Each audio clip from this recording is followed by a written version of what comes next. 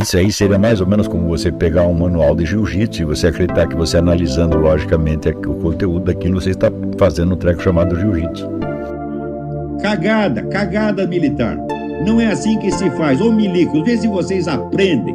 Não tem mais homem nesse país, só tem boiola, é um negócio medonho. Então vamos lá, pessoal. Boa noite a todos, sejam bem-vindos.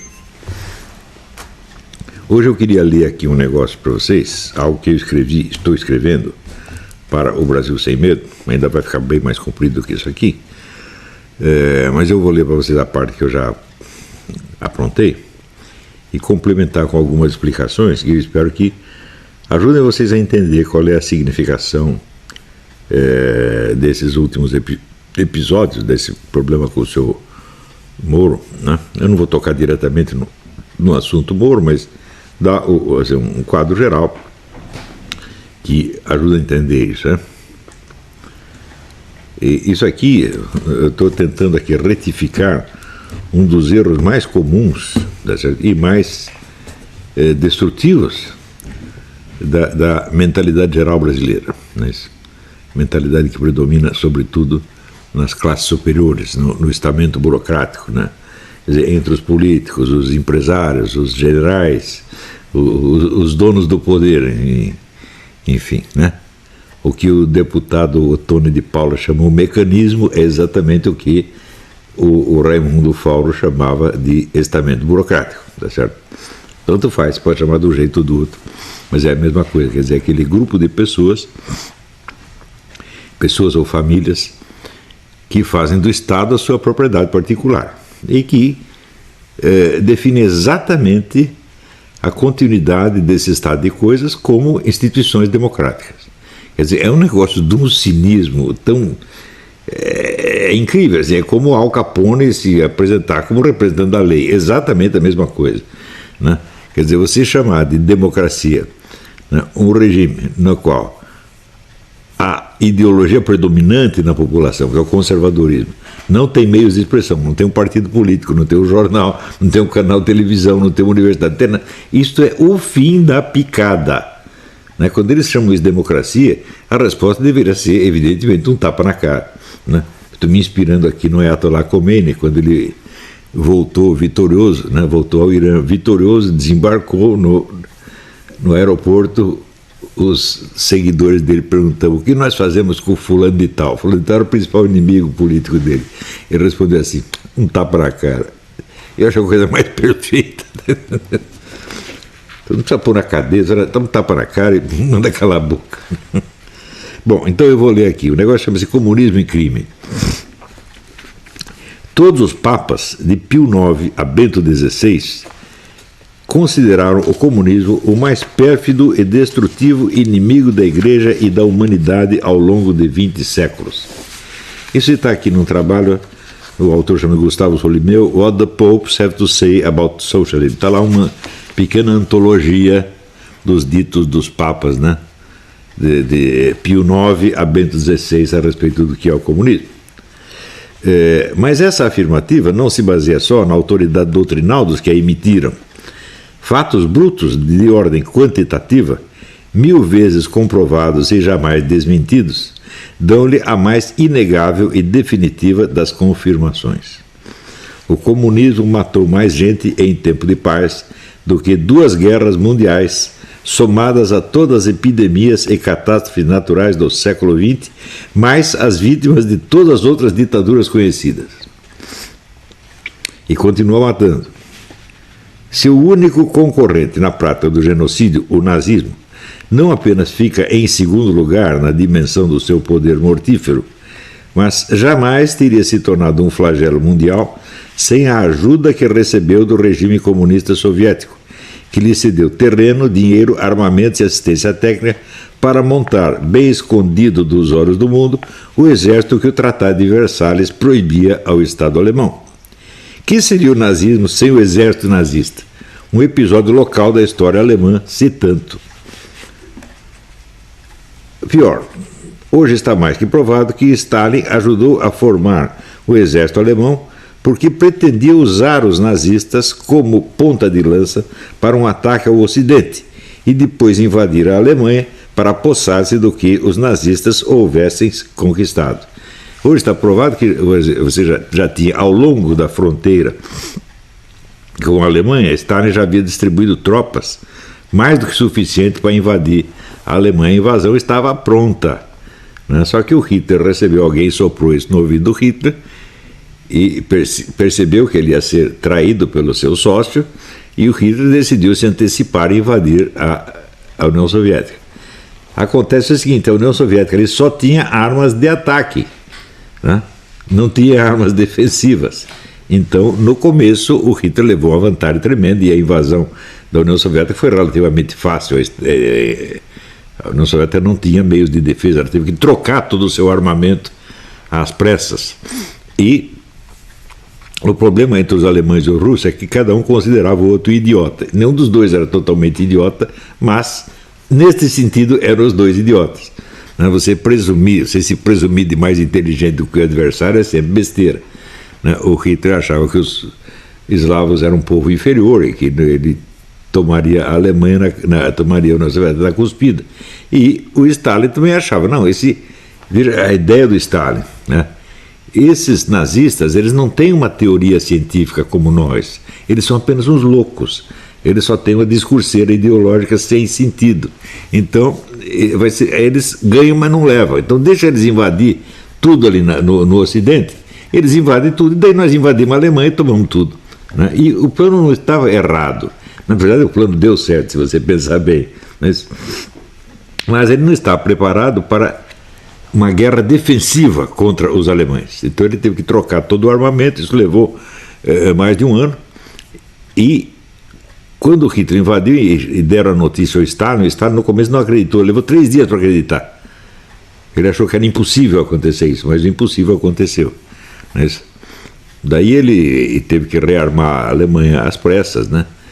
Ali que ele mandou fazer os 50 milhões de fuzis Mosin Nagant, dos quais eu possuo um, porque aqui nos Estados Unidos você hoje compra um desses por $100, né? É uma arma maravilhosa, era uma coisa perfeita, inventada por um engenheiro belga. E você tem a foto do Stalin na fábrica exibindo o fuzilzinho, né? Então ele teve que rearmar o exército russo rapidinho para resistir ao invasor. E é evidente, o exército soviético no início não estava bem equipado, então morria 20 russos para cada alemão, né? E tinha muitos soldados russos que iam para o campo de batalha sem armas e até sem sapatos, e tinha que avançar porque senão o sargento atrás matava você. Quer dizer, foi um alto sacrifício russo, assim. Esse povo russo é fantástico, é mais que heróico, um negócio absurdo que eles fizeram, né? E no fim ganharam bonito e não tomaram o controle da Europa inteira, mas tomaram de metade. Então quer dizer que o plano do Stalin, no fim das contas, deu certo pelo menos em metade. Mas isso é para vocês verem o seguinte: o nazismo sem o comunismo nunca teria sido um problema. O que o Hitler ia poder fazer sem o exército? Nada. Mas enquanto o pessoal achava que a Alemanha não tinha, ela já tinha um exército escondido no território russo, né?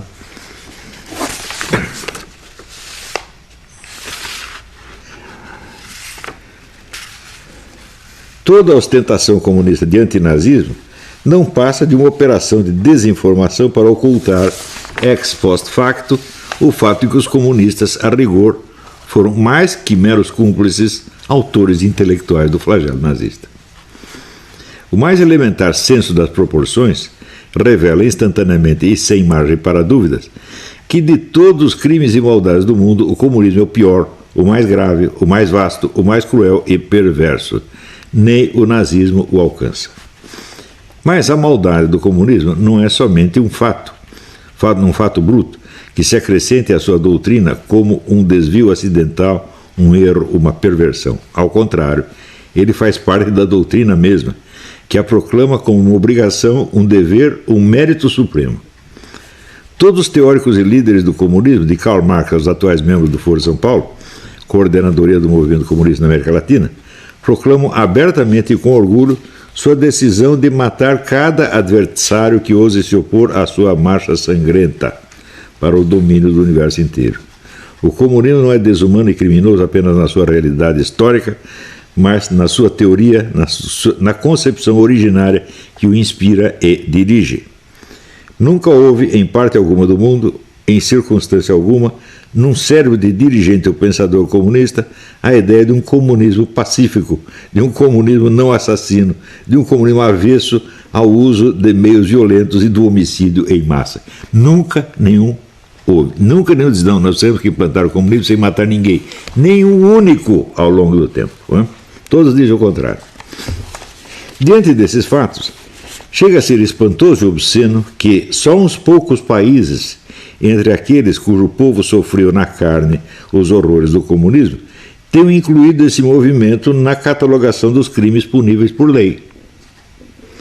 Nos demais países, o comunismo permanece confortavelmente externo e estranho à lei penal, descrito como mera e neutra preferência ideológica, tão inocente em princípio quanto qualquer outra, e só envolvida em crimes por alguma aberração excepcional e escandalosa, como aconteceria, por exemplo, no caso de um liberal maluco a quem ocorresse a ideia de matar os adeptos da intervenção estatal na economia, ou de um protestante doido que, tendo lido os discursos de Lutero, se imbuísse da ideia de trucidar todos os católicos, ou, mais explicitamente ainda, no caso de um conservador ou reacionário esquizofrênico, em cujo cérebro brotasse a ideia singela de livrar o mundo do comunismo mediante o assassinato de todos os comunistas, atuais ou virtuais, um por um. Nesses três casos, ou em outros liberais, o crime está para a ideologia como uma aberração insana está para a conduta ideológica normal. No comunismo não é assim. Né? A conduta comunista, criminosa, não lhe advém de fora como uma aberração excepcional, mas brota de dentro como expressão normal e obrigatória da opção ideológica mesma. Um comunismo sem violência assassina, em massa, é, ele sim, uma aberração. Diante desses fatos, é realmente um espanto e um escândalo que na legislação penal da maioria dos países, o comunismo, como doutrina e proposta política, sai inocente de todos os crimes cometidos por agentes comunistas a seu serviço, como se estes, em vez de colocar em prática o que essa doutrina e proposta lhes ensinou e ordenou, agissem apenas por conta própria, sujando com a sua maldade individual a imagem pura e santa do movimento político inocente. Veja, esta atitude está consagrada na nossa Constituição, na nossa lei penal e no que eles chamam nossas instituições democráticas. Você veja, o PT no poder não roubou apenas para gastar dinheiro nas Bahamas ou para vir aqui fazer compras em Miami. Não. Ele roubou para salvar da destruição o movimento comunista, não só no continente latino-americano, mas no mundo inteiro. Angola, por exemplo. Né? No 15º aniversário do Foro de São Paulo, as Farc enviaram ao Lula uma mensagem, né, elogiando por haver salvado da destruição o movimento comunista. Ou seja, eles roubaram no Brasil para poder continuar matando mais gente em Angola, na Venezuela, em Cuba, na China, etc, etc. Ou seja, o roubo era uma sustentação do homicídio em massa. Isto não foi nem mencionado. Ou seja, a nossa lei, a nossa campanha contra a corrupção, né, puniu somente o crime menor, esquecendo que era apenas um meio e instrumento para o crime maior. Ou seja, o combate à corrupção acobertou o crime maior. Portanto, os heróis do combate à corrupção, como aqueles Hélios Bicudos e Miguel Reales Júnior e seu Moro, são todos criminosos disfarçados de salvadores da pátria. Todos eles. Estão todos acobertando o homicídio em massa, fazendo de conta que o roubo era roubo em si, sem mais nenhum envolvimento.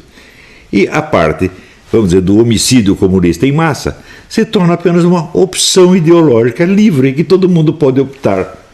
Quer dizer, o que é isso, gente? Isto é a coisa mais perversa e mais antidemocrática do mundo. E é assim que se faz esses pseudo-heróis como esse Moro. Ora, eu nunca pensei grande coisa do Moro, né? Eu já até esqueci. expliquei, eu geralmente não confio em homem que tem voz de menino chorão, né? Abriu uma exceção para o Moro e Mifo, né? Ela nunca confiei no cara, mas como ele parecia estar fazendo o mínimo de coisa certa, isso era um juiz que emitia sentenças baseadas na letra da lei, o que já é uma exceção, no Brasil isso já basta para virar um herói, né? Eu falei, bom, vamos suportá-lo, mas que é mais dia menos dia vai fazer besteira, vai, porque o homem é abortista, desarmamentista, e logo que assumiu já botou lá uma assessora comunista, tá certo? Vive no meio do pessoal do diálogo interamericano. Gente, diálogo americano o que é? É o Foro de São Paulo, pô.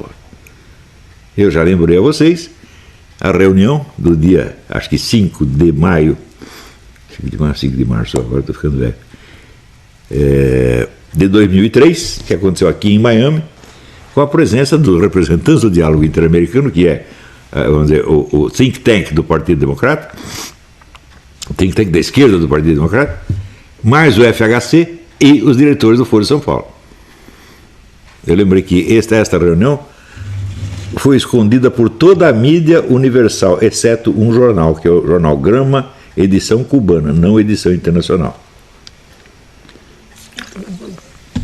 Como é que eu sei disso? O falecido Dr. Zé Carlos Graça Wagner me deu um exemplar desse Grama.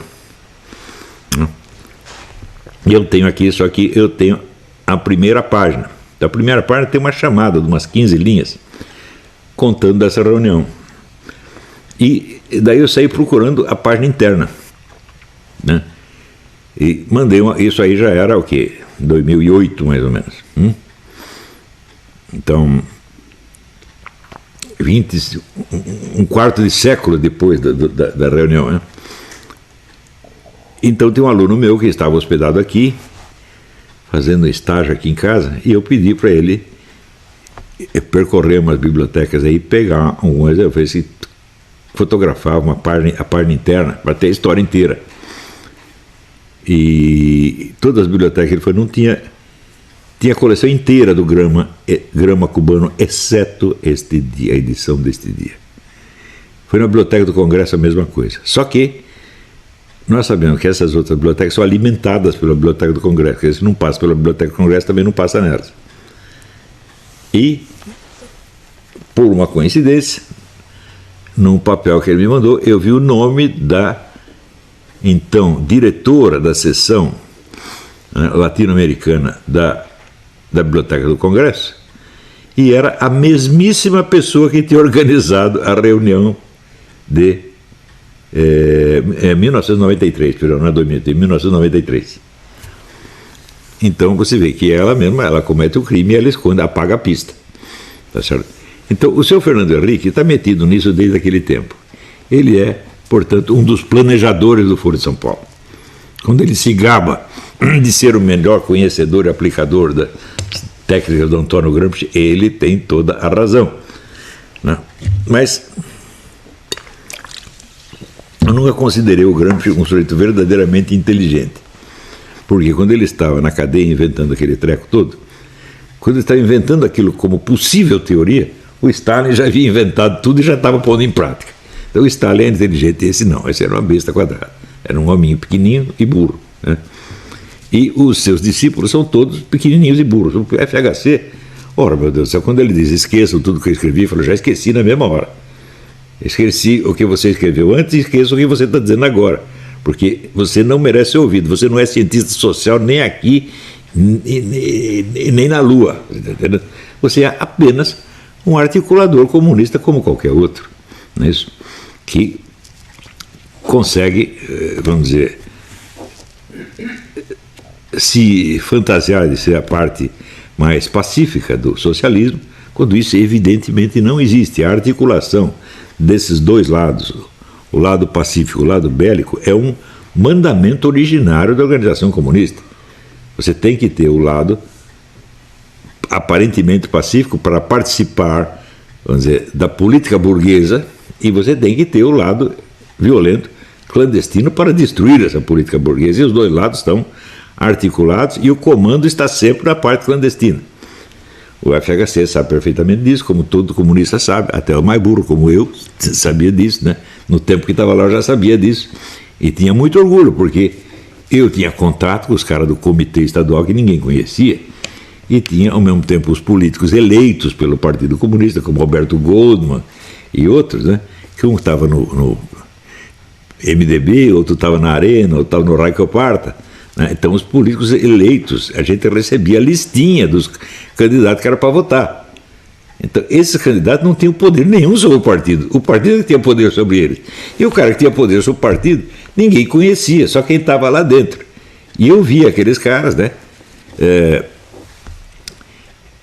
Um deles, um dia, nós tínhamos saído para fazer não sei o quê, estava num carro voltando, e tinha a batida da polícia. Não era batida para pegar bandeira, era batida para pegar comunista.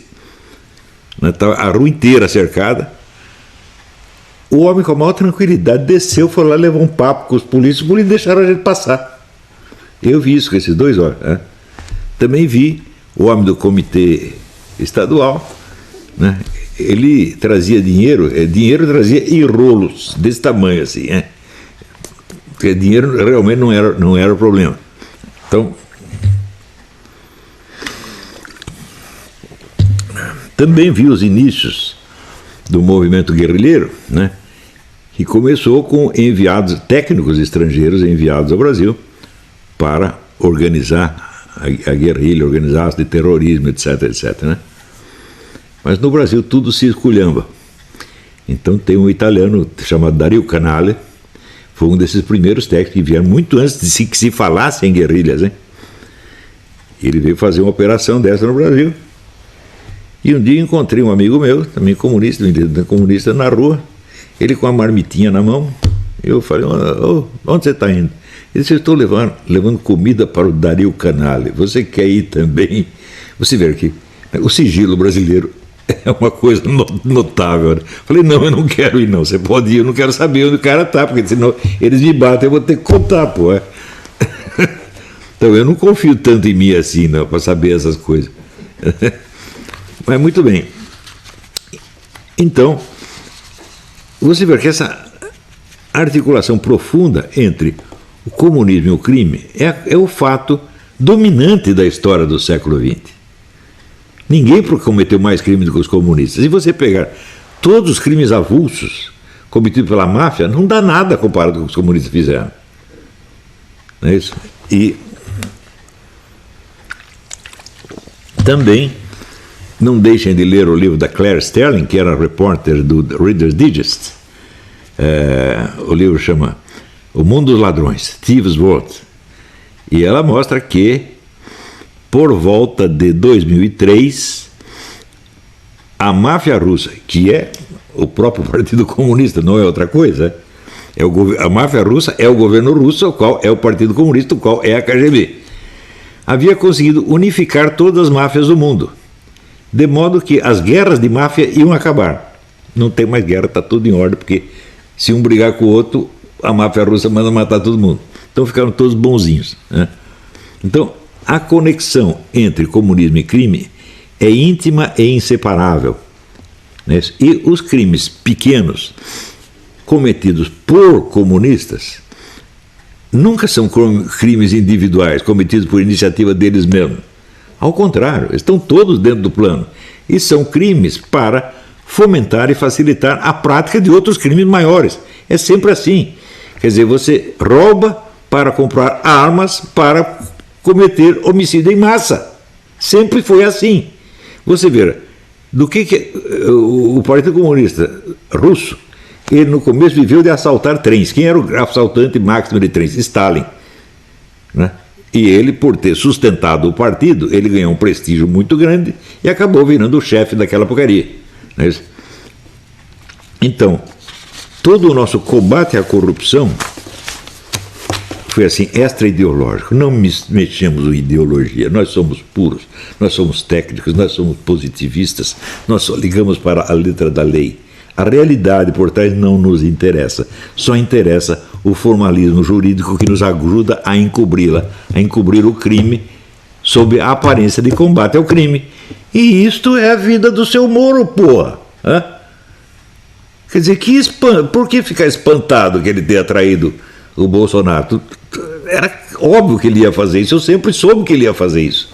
Mais dia menos dia, só não faria se não fosse preciso, mas foi preciso por quê?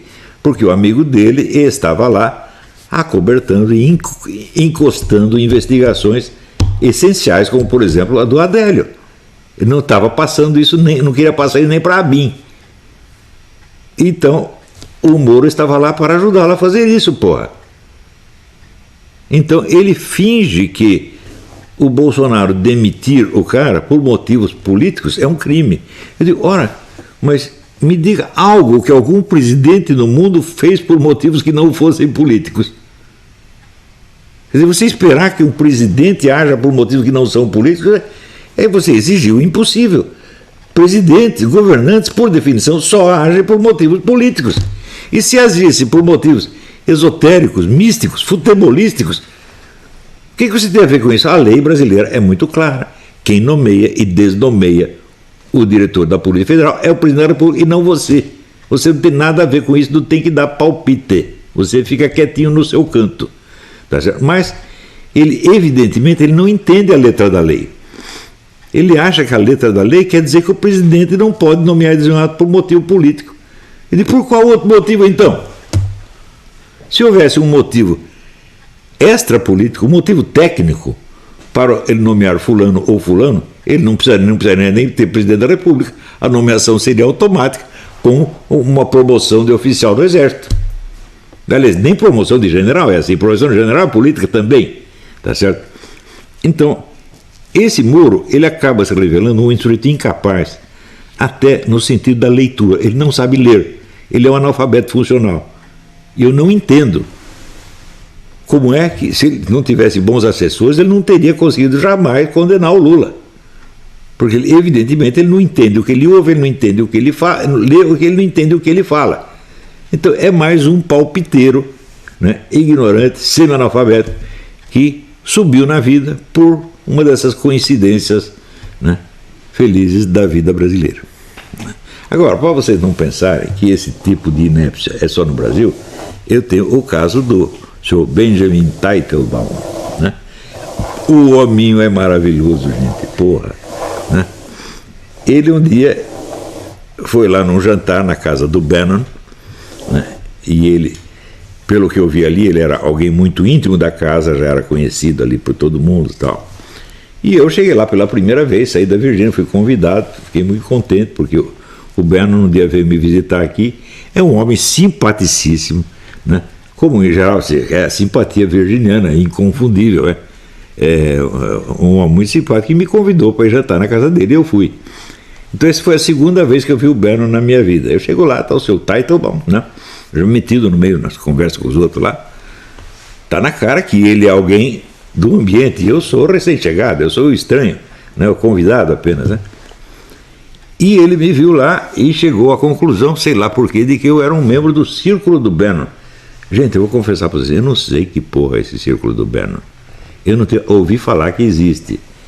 Eu não tenho a menor ideia de qual é o pensamento político do Stephen Bannon. Não sei mesmo. Eu ganhei um livro a respeito dele, eu não li o livro até hoje.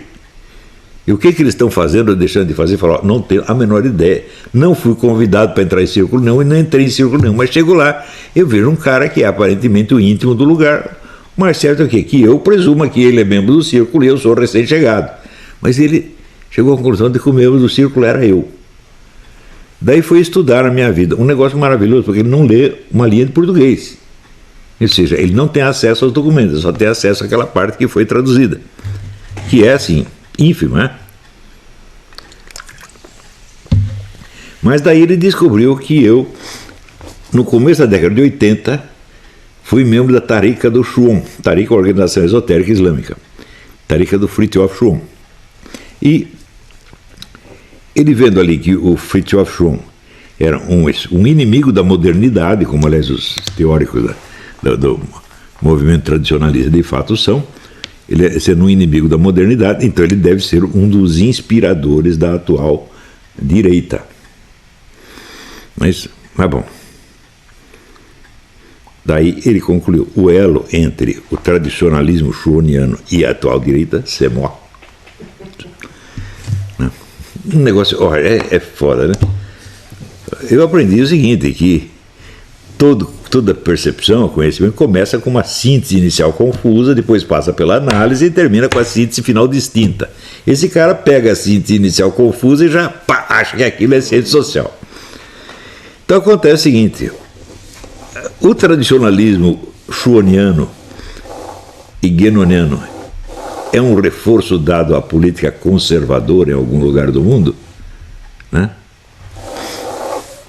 Você vê, se você pega pensadores conservadores eminentes, como por exemplo C.S. Lewis, ele sempre achou Schwann e Guénon, né, dois trapaceiros apenas. Mas muitos consideram isso, né? O Scruton não considerava isso, tá certo? E eu só descobri que era um trapaceiro a duras penas, tá entendendo?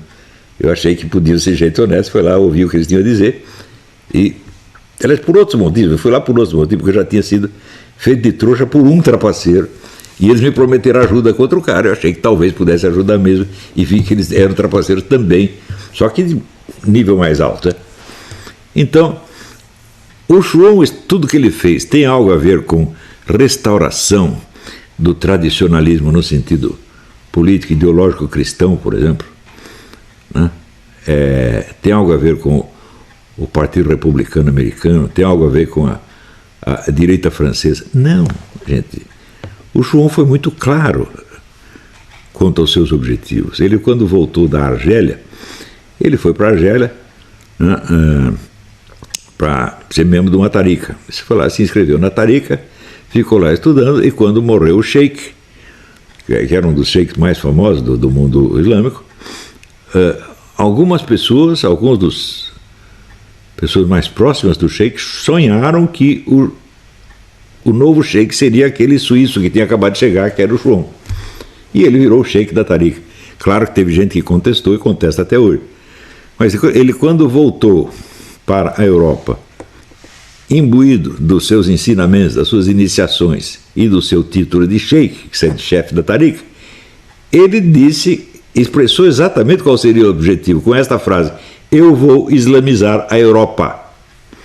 Tudo o que ele fez foi para isso, e tudo que o Guénon fez também foi para isso. Eram agentes do sistema islâmico, meu Deus do céu. E agiram como normalmente o islâmico agiria, tentando islamizar o que pudesse. Tá certo? E a estratégia do Schwann consistia em pegar nas elites intelectuais das demais religiões os membros mais capacitados e mais ativos e subjugá-los a uma concepção islâmica, realizando por este meio o programa que o Guénon, meio século antes, tinha dito o seguinte: restaurar a Igreja Católica sob orientação de mestres islâmicos. Ou seja, seria uma pseudo-igreja católica dirigida por meia dúzia de mestres sufis por trás. E o Schwann estava tentando preparar esses mestres sufis para islamizar a igreja por dentro, meu Deus do céu. Ou seja, isso é conservadorismo ocidental? Não, isso é islamismo. É islamismo radical, na verdade. O cara estava fazendo isso muito antes de que aparecesse o primeiro problema de imigração islâmica. A imigração islâmica é apenas um aspecto externo da ocupação. A verdadeira ocupação era essa que o Schwann estava fazendo. Dominar a elite intelectual primeiro, e daí depois o resto vem como sobre rodas, como se tivesse azeitado. Se você domina a vida intelectual do país, você vai dominar a sua vida política, educacional, cultural, jurídica, etc. É inevitável. Quem manda no mundo são intelectuais. O pessoal acha que quem manda é quem tem dinheiro. Fala, faz-me rir. É? O rico só manda se ele for um intelectual também.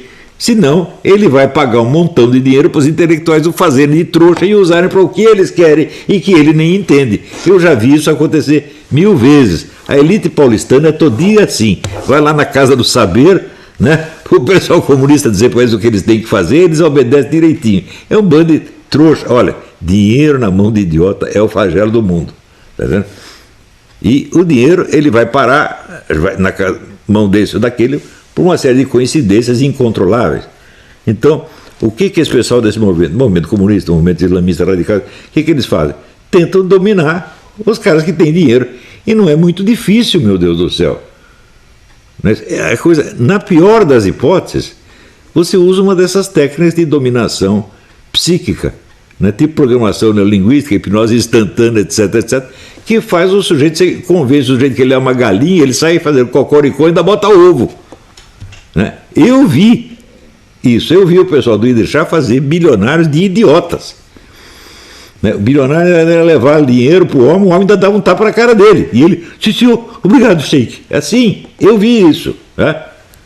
Então, esse pessoal que pensa que sociedades secretas dominam o mundo, você acha mesmo que, por exemplo, a maçonaria é essa elite que manda no mundo? Você está brincando comigo, porra? É? A maçonaria é uma organização aberta a milhões de idiotas que ficam contentes de ir lá fazer aqueles rituais, né? E participar de campanhas beneméritas, etc. E acham que estão mandando, não estão mandando porra nenhuma. Né? A maçonaria está sempre dividida, um lado querendo matar o outro, porra. Então ela não tem força unificada capaz de controlar a situação. A maçonaria não é o comando do mundo, ela é o centro de discussão do mundo. As brigas começam ali dentro. Então o sujeito quer dominar o mundo, o que ele faz? Ele bota lá um agente dentro da maçonaria para liquidar o outro partido que ele quer destruir e pronto. A hora que o cara está destruído dentro da maçonaria, automaticamente está destruído fora. Por quê? Porque não há outras agências. Então, agora sempre aparecem os sábios, né? Tipo o Tiago Lima querendo... Pô, o Tiago Lima, bicho, ouviu o negócio do Moro e disse, pronto, acabou o governo Bolsonaro. Ficou revelado que ele é tão corrupto quanto o PT e vai acabar hoje mesmo. O cara quer revelar os segredos do governo invisível, mas ele não enxerga nem o governo visível, pô. Tem muita gente assim. Não digo que ele seja burro, ele não é burro, ele é estudioso e tal. Mas falta a modéstia metodológica, que é a coisa básica nesses estudos, é aquele parágrafo do Schelling, que eu reproduzi outro dia. Uma explicação tem de, acima de tudo, respeitar o objeto explicado, né? E aceitar a sua complexidade, aceitar os seus aspectos contraditórios, etc. E não tentar encaixá-lo numa explicação já anteriormente pronta. Né? Mas daí o seu Teitelbaum viu lá que o Schwab era um inimigo da modernidade, portanto deve ser um reacionário desgraçado, né? E está aqui o homem do Schwab, como se eu fosse ainda um discípulo, um agente do Schwab, 30 anos depois de eu ter saído da porcaria da Tarica, atirando, né? Xingando o cara tudo quanto é nome. Por quê? Porque eles desconfiaram de mim por algum motivo que até eu não sei o que é, e eles usaram o seu método habitual, método usual de destruir os seus inimigos internos. Fazer um assédio judicial. Fizeram assédio judicial comigo, só que falhou. Outras pessoas destruíram muita gente nessa base, né? Só que falou porque a Tarica no Brasil só tinha 8 membros, então como o processo no Brasil exige 8 testemunhas, só deu para fazer um processinho. Isso não chega a ser um assédio judicial, é apenas uma encheção de saco judiciário que me tomou dinheiro e tempo durante 6 anos, ao fim dos quais eu fui, obviamente, absolvido. Você é absolvido, você não paga pelo crime que você não cometeu, tá certo? Mas já gastou todo o seu dinheiro e tem que sair agradecendo, né, o nosso maravilhoso sistema judiciário democrático. Foi exatamente o que me aconteceu. Então, o processo foi tão exaustivo, tão cansativo, tão trabalhoso, né? Já contei. Meu primeiro advogado ficou louco, teve um acesso de loucura e saiu correndo com um revólver atrás das minhas testemunhas. Tive que trocar de advogado, evidentemente. O segundo advogado teve um infarto e ficou inutilizado. Eu troquei de advogado de novo. O terceiro advogado teve um infarto e morreu. E o quarto advogado, o terceiro advogado era o Mário Saad, porque o segundo era o Mário Simas, que tinha sido advogado da arquidiocese. Né? Eu falei, não, daí o homem da esquerda não funcionou, eu vou pegar um lado da direita. Daí peguei o Mário Saad, que tinha sido advogado do Esquadrão da Morte. Né? E também não adiantou, o Mário Saad morreu.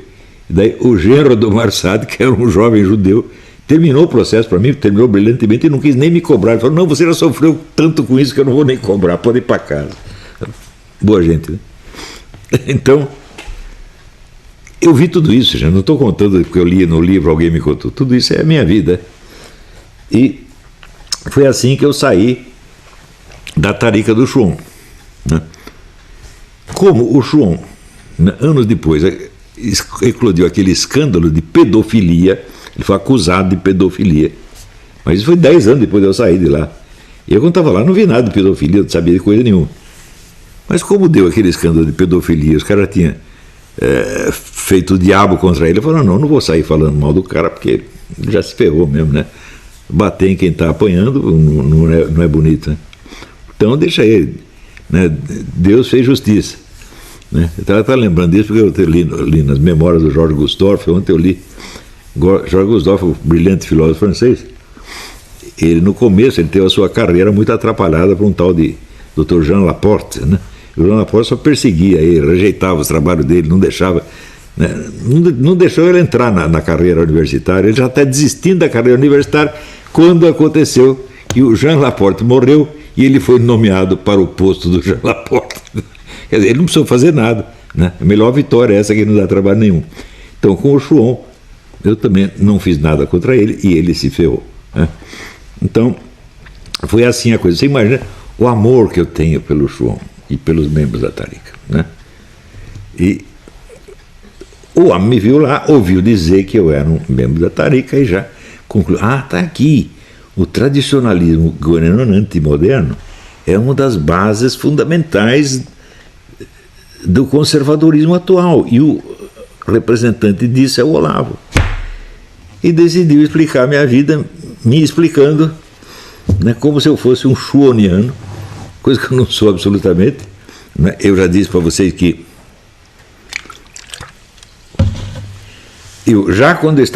quando eu desembarquei, era na cidade de Bloomington, Indiana, e conheci o Schwann, imediatamente eu entendi que não era um mestre espiritual.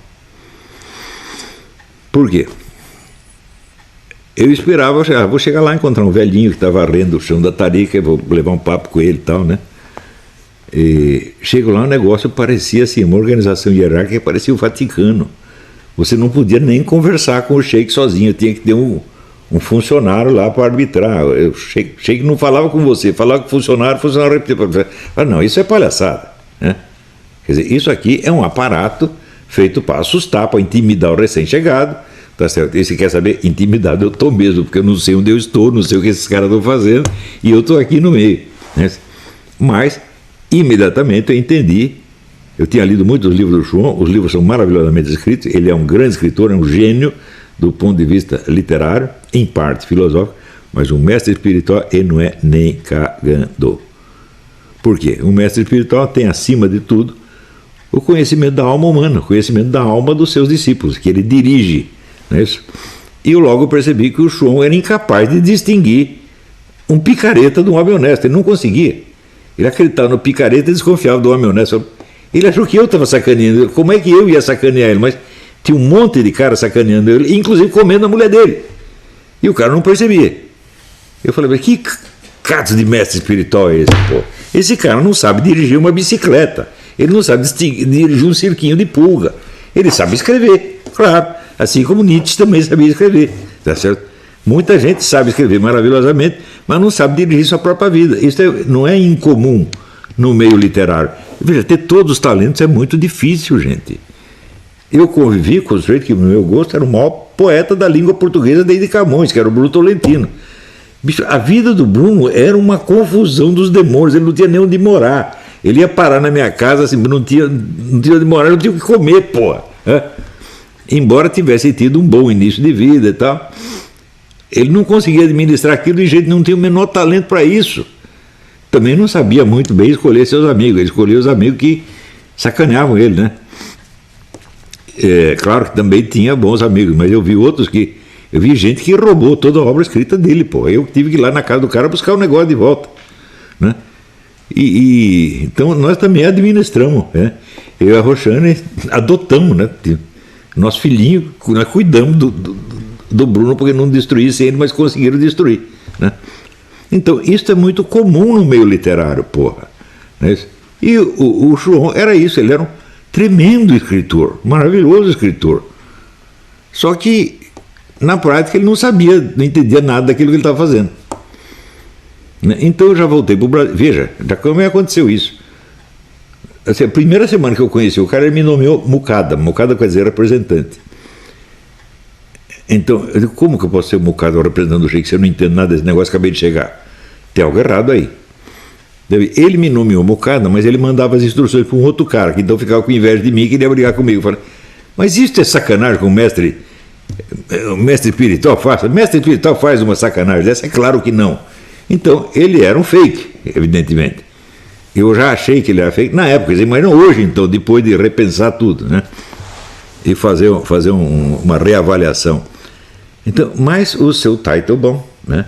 Ele viu lá Bannon, conservadorismo, Schwann, antimoderno, misturou tudo, fez uma meleca e chegou à conclusão de que eu era um membro do círculo do Bannon, o cara o representante do pensamento schwanniano ali. Ele escreveu um livro sobre o Bannon, não li o livro inteiro, só li as partes que me citava. Porque, claro, eu gosto mais de mim do que do Bannon, estou errado, né? Então eu me interessei mais pelas partes que diziam, gosto do Bannon, mas gosto mais de mim, pô. Então eu fui lá, ver as partes que me representavam, assim, não conseguia parar de dar risada. O cara nos Estados Unidos ele faz uma carreira universitária com base nessa besteira, né? E quer dizer, ele nem sabia que o projeto do Schwann não tinha nada a ver com conservadorismo ocidental. Ao contrário, tinha que ver com islamização, que é um dos grandes inimigos do conservadorismo ocidental. Quer dizer, o Schwann, na verdade, a obra dele, embora ele tenha esse negócio antimoderno todo, ele contribuiu para a esquerda. Ele foi um dos camaradas que provocaram no cinema americano a mudança, tá certo? Para se tornar um cinema pró-indígena anti-americano. Isso aconteceu a partir dos anos 60, 70, graças, sobretudo, à amizade que o Schwann teve com o pajé da tribo sul, que era eu esqueci o nome do cara. Sei lá. Essa foi outra coisa. Eu estava na casa do Rama Coomaraswamy e vi uma foto do índio na parede, né? E eu achei, mas o índio estava esquisito, pô. O negócio errado nesse índio. Era um índio barbudo. O índio barbudo não existe, evidentemente. Eu fui ver, o índio era o Schwann. O Schwann era pajé honorário da tribo sul. Então, ele começou o negócio da valorização da cultura e religiosidade indígena, né? E isso aí teve um efeito nos meios artísticos fabuloso. Então os filmes de repente começaram, o filme era assim, todo branco era um bêbado assassino e todo índio era um mestre espiritual. Então milhares e milhares de filmes. Então isso é o que o Schwann realmente fez. Um patrão do multiculturalismo. Um patrão do multiculturalismo, evidentemente, né? Então, o que isso tem a ver com o conservadorismo? Né? Claro que qualquer conservador pode ler os livros do Schwann e gostar, mas ele não vai poder seguir a estratégia do Schwann, porque a estratégia é contra ele, meu Deus do céu. Né? Porque você é conservador, mas quer islamizar o país. Qual é? Então, esse Teitelbaum, ele é uma espécie de Sérgio Moro. Um burrão que não entende nada de nada e quer dar palpite e ser gostosão da ciência social. É isso que aconteceu. Gente, isso tem no mundo inteiro, mas não tem tanto quanto no Brasil. Esse também, é claro, com o Teitelbaum não consegue ser ministro de Estado, mas o Sérgio Moro consegue. Tá certo? Então, é este o problema. Gente, a ignorância metida à besta é um dos grandes males da humanidade. Tá certo? Ela está na raiz de todos os crimes, gente. Então, isso que aconteceu com o Moro não me estranha de maneira alguma. Né? Se até o Joaquim Barbosa virou herói, por que o homem não pode virar? Né? Então, lá vem ele com o seu desarmamentismo, o seu abortismo, etc, etc. E alguém imbuído do preconceito positivista de que isso não tem nada a ver com crime, isso é uma questão ideológica que cada um deve decidir por si, né? Decide confiar no cara que não merece confiança e que mais dia menos dia vai traí-lo, né? Inevitavelmente. Então eu não posso negar, né? Eu gosto muito do Bolsonaro, todo lado dele, não suporto que falem mal dele, tá certo? Porque os caras que falam mal dele, tudo ladrão, bandido, e ele é um homem honesto, sincero, mas que ele caiu nessa conversa positivista, caiu, de que existe o terreno. Na política existe um terreno ideologicamente neutro, que é o terreno fundamental. Fala, pelo amor de Deus, política ideologicamente neutra é futebol sem bola, gente. É uma coisa é uma ideia tão estúpida que não merece nem ser formulada, quanto mais discutida. Então é isso, gente. Até a semana que vem, muito obrigado. Não vou responder pergunta hoje não. Tá?